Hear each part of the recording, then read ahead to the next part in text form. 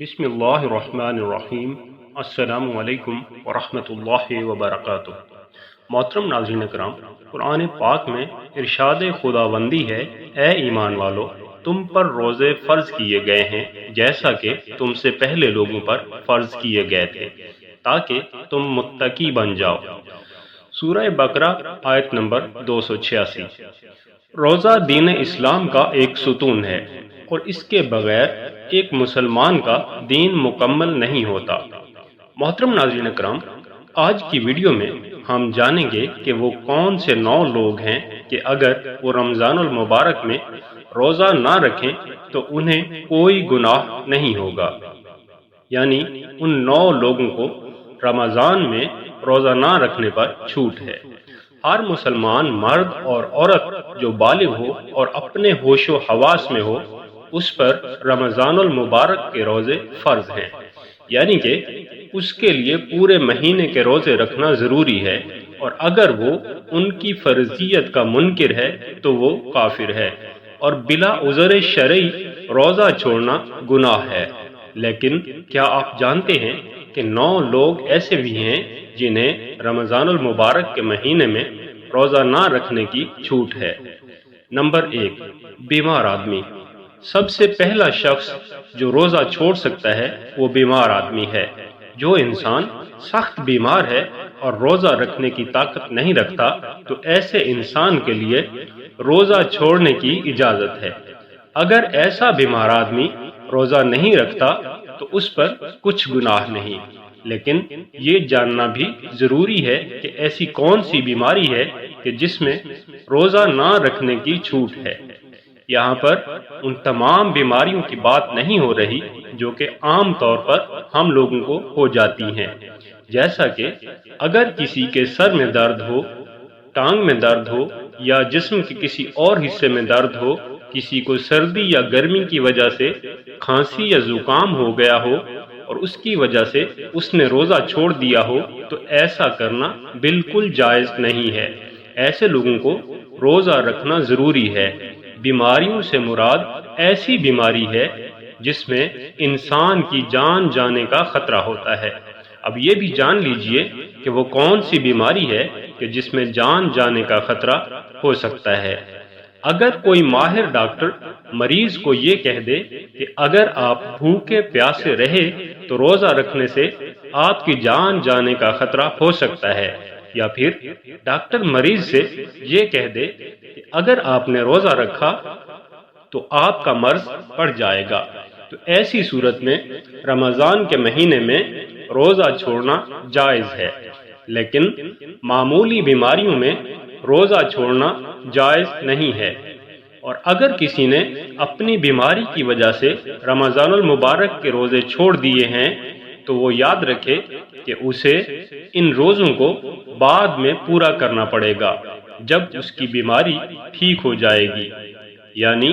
اس کو اپنے چھوڑے ہوئے روزوں کو قضا کرنا پڑے گا۔ اگر کسی کی بیماری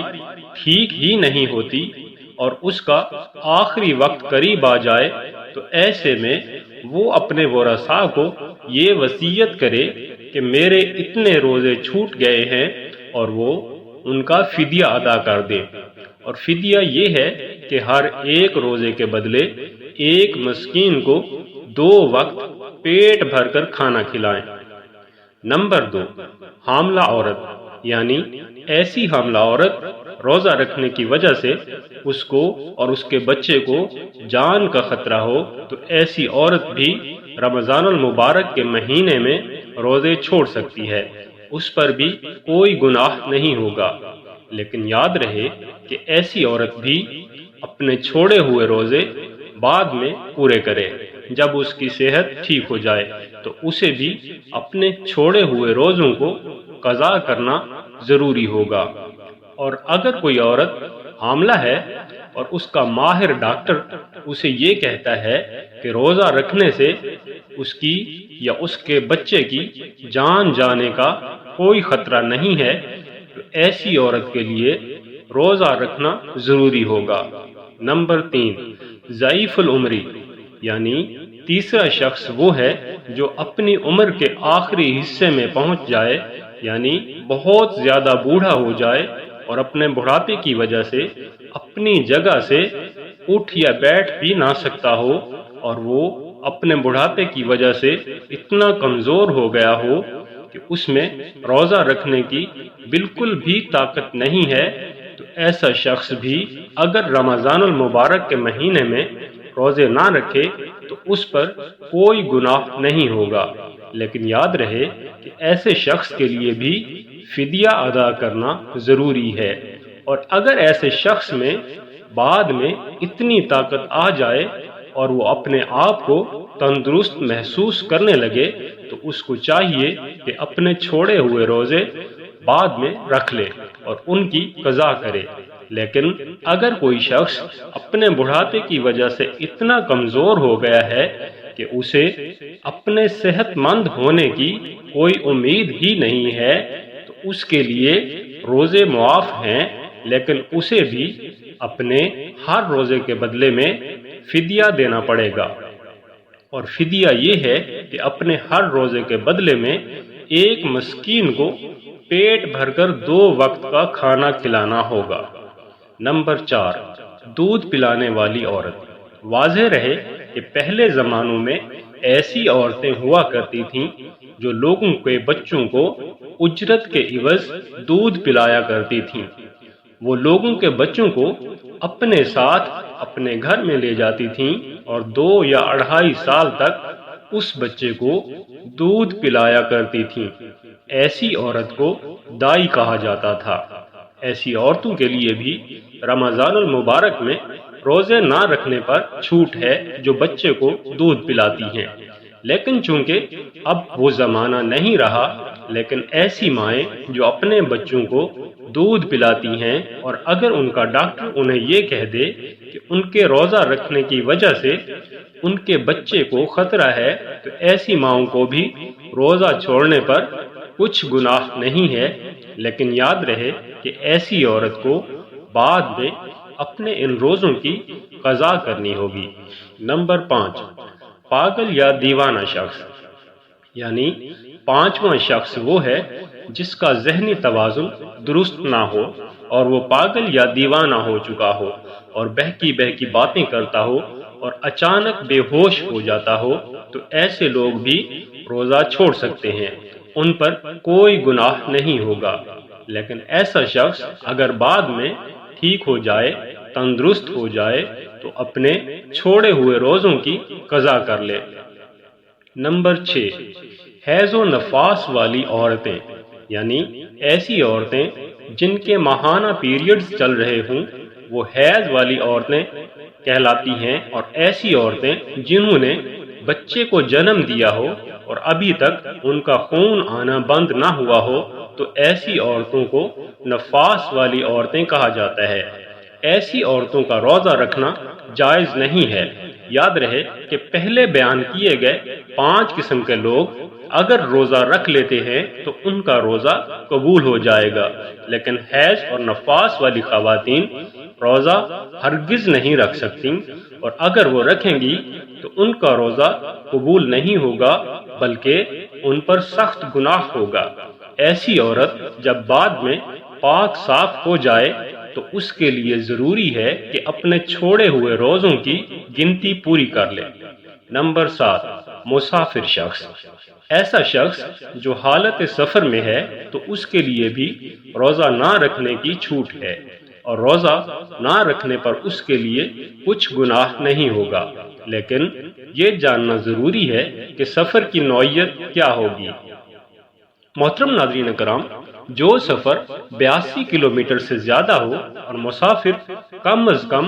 15 دن کے سفر کی نیت کر کے گھر سے نکلا ہو تو ایسے مسافر شخص کے لیے روزہ نہ رکھنے پر چھوٹ ہے، لیکن جب اس کا سفر ختم ہو جائے تو پھر اس کے لیے روزہ رکھنا ضروری ہو جاتا ہے۔ اگر کوئی شخص سفر کی حالت میں ہے اور اس کا سفر آرام دہ ہے تو ایسا مسافر سفر کی حالت میں بھی روزہ رکھ سکتا ہے اور اس کا روزہ ہو جائے گا۔ نمبر 8، ایسا شخص جس کی جان جانے کا خطرہ ہو، یعنی اگر کوئی اسلام دشمن تلوار لے کر کسی مسلمان کے پاس آئے اور یہ کہے کہ اگر تم نے روزہ رکھا تو میں تمہیں قتل کر دوں گا، تو ایسے شخص کے لیے بھی روزہ نہ رکھنے پر چھوٹ ہے۔ لیکن یاد رہے کہ ایسا شخص جب اس قسم کی صورتحال سے باہر نکل جائے اور اس کی جان کو کوئی خطرہ نہ ہو تو بعد میں اس پر اپنے چھوڑے ہوئے روزوں کی قضا لازم ہو جائے گی۔ نمبر 9، نابالغ بچہ۔ روزہ ہر بالغ مسلمان پر فرض ہے جو اپنے ہوش و حواس میں ہو، لیکن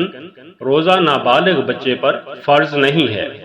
اگر کوئی نابالغ بچہ روزہ نہیں رکھتا تو اس پر کوئی گناہ نہیں ہوگا، لیکن اگر کوئی بچہ 10 سال کی عمر کو پہنچ جائے اور اس میں روزہ رکھنے کی طاقت آ جائے تو اس کو چاہیے کہ وہ روزہ رکھنا شروع کر دے، اور اگر ایسا بچہ روزہ نہ رکھے تو اس کے گھر والوں کو چاہیے، اس کے والدین کو چاہیے کہ اس پر سختی کریں اور اسے روزہ ضرور رکھوائیں۔ اللہ سبحانہ و تعالی سے دعا ہے کہ تمام مسلمانوں کو اس ماہ مقدس کے روزے خشوع و خضوع سے رکھنے کی طاقت و توفیق عطا فرمائے، آمین یا رب العالمین۔ محترم ناظرین کرام، آج کی یہ معلوماتی ویڈیو آپ کو پسند آئی ہو تو ویڈیو کو لائک کر دیں، اور اگر آپ نے ابھی تک چینل کو سبسکرائب نہیں کیا تو چینل کو سبسکرائب کر کے گھنٹی کے نشان کو دبا دیں اور آل کو سلیکٹ کر لیں تاکہ ہر نئی ویڈیو کو نوٹیفیکیشن